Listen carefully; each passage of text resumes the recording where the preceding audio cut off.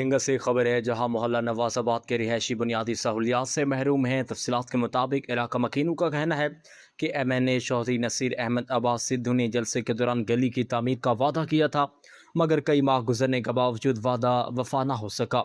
3 furlong طویل یہ راستہ اب کھنڈر کا منظر پیش کر رہا ہے۔ نکاسی آب کا مناسب نظام نہ ہونے کے باعث معمولی بارش میں گلی کیچڑ سے بھر جاتی ہے اور گھروں کا استعمال شدہ پانی بھی مرکزی گلی میں کھڑا رہتا ہے۔ اہلیان محلہ کے مطابق 300 سے زائد گھروں اور 12 ذیلی گلیوں کے لیے یہی واحد راستہ ہے، جس کی خستہ حالی کے باعث گاڑیاں اور موٹر سائیکلیں گزارنا محال ہو چکا۔ بارش کے دوران صورتحال مزید ابتر ہو جاتی ہے اور مہمانوں کا گھر تک پہنچنا بھی مشکل ہو جاتا ہے۔ علاقہ مکینوں نے مقامی نمائندوں سے مطالبہ کیا ہے کہ فوری طور پر اس گلی کی تعمیر و مرمت اور نکاسی آب کا مناسب بندوبست کیا جائے تاکہ انہیں اس عذاب سے نجات مل سکے۔